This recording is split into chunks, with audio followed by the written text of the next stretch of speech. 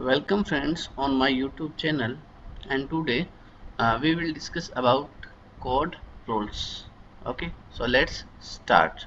तो friends, previous video के अंदर नॉर्मली हमने कोड रूल्स के बारे में जाना था, जो अपना पार्ट फर्स्ट था वीडियो का। अब सेकंड पार्ट के अंदर नॉर्मली जो आपके कोड रूल्स बचे हुए हैं उनके बारे में नॉर्मली हम वन बाय वन जानेंगे। तो देखो, मैं फिर से आपको बता देता हूँ कोड रूल्स क्या थे।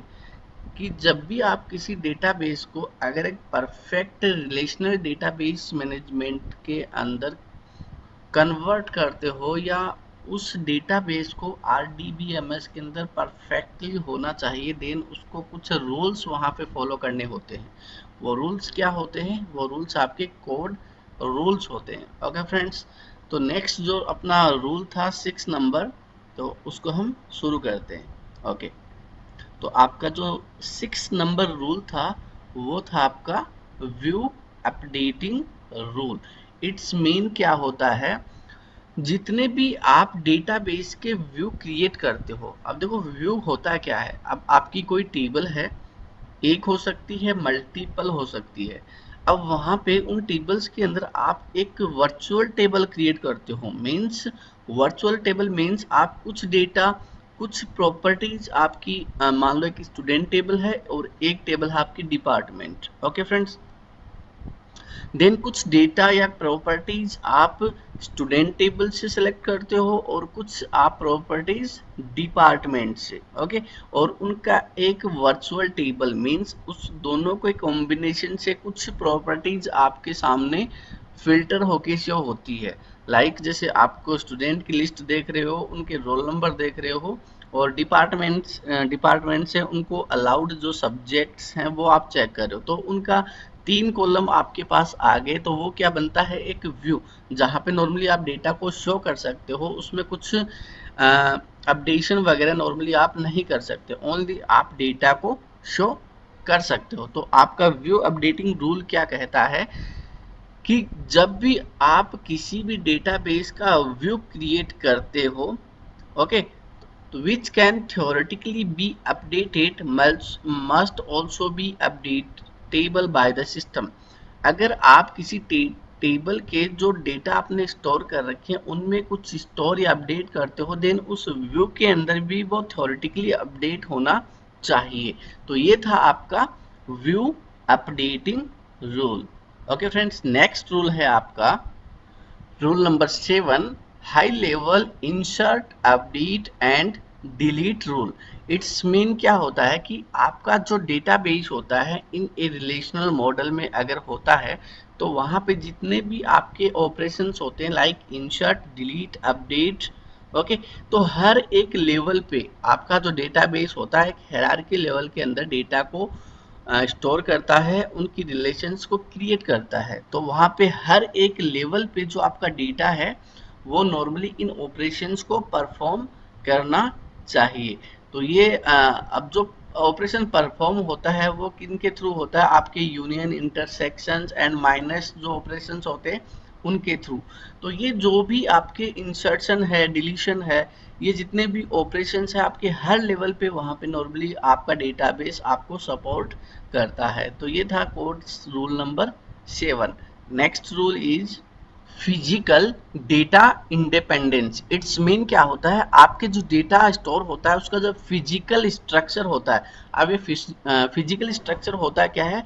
आपकी जो टेबल्स का स्कीमा है, आपने टेबल के अंदर डेटा को किस प्रकार से आप किन प्रॉपर्टीज के थ्रू वहां पे स्टोर कर रहे हो। तो अगर आपके डेटा के फिजिकल स्ट्रक्चर में या आपकी टेबल्स के फिजिकल स्ट्रक्चर में अगर कुछ भी आप मॉडिफिकेशन करते हो, देन जो यूजर एक्सेस कर रहा है through other many applications, okay, तो वहां पे एक्सटर्नल जो यूजर होता है उसके एक्सेस पे कुछ भी प्रॉब्लम वहां पे नहीं होनी चाहिए।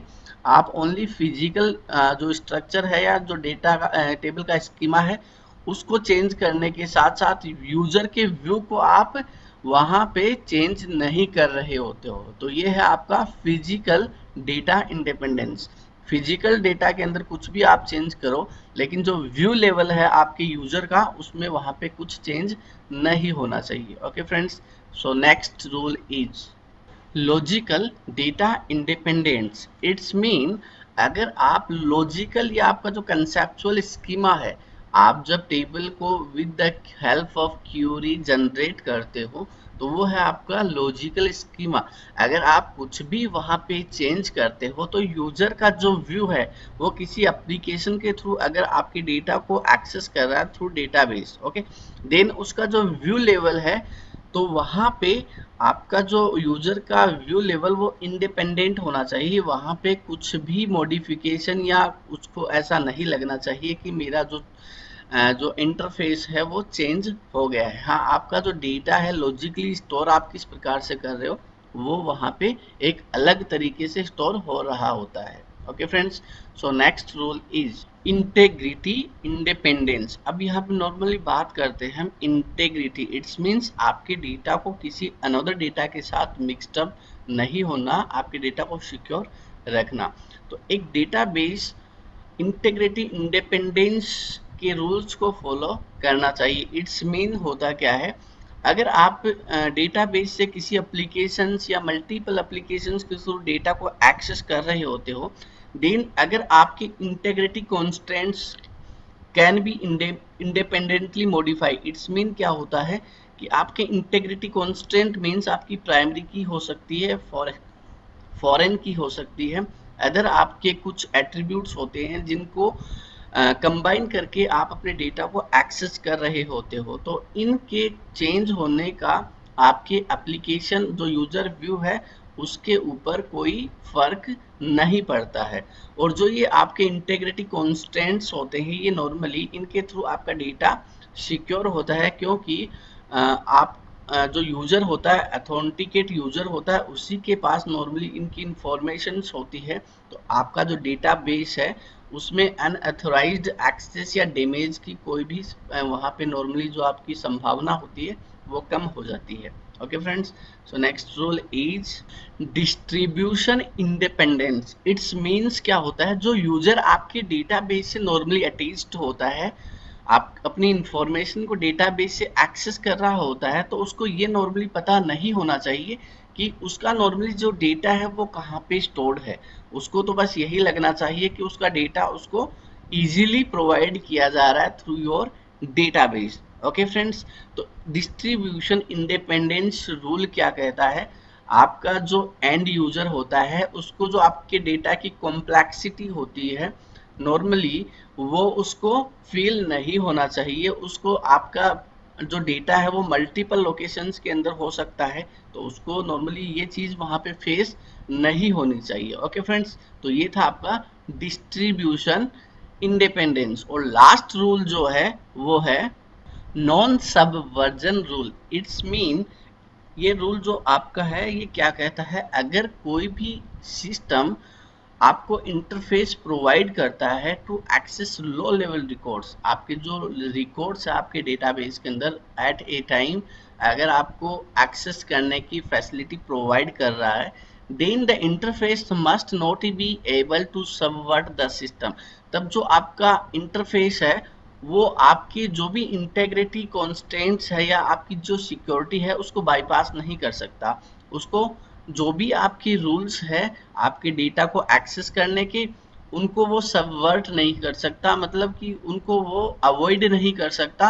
आपके इंटेग्रिटी कांस्टेंट है उनको उसको फॉलो करना होगा, देन वो आपके डेटा को वहाँ पे इजीली एक्सेस करेगा आपका जो पर्टिकुलर सिस्टम का इंटरफेस है। ओके फ्रेंड्स, तो ये थे आपके नॉर्मली कोड कोर्स 12 रूल। अगर मेरी वीडियो आपको पसंद आई तो आप इसको लाइक करो, चैनल को सब्सक्राइब करो और अपने फ्रेंड्स को चैनल के बारे में लिंक शेयर करो। ओके फ्रेंड्स, मिलते हैं नेक्स्ट वीडियो में, तब तक बाय।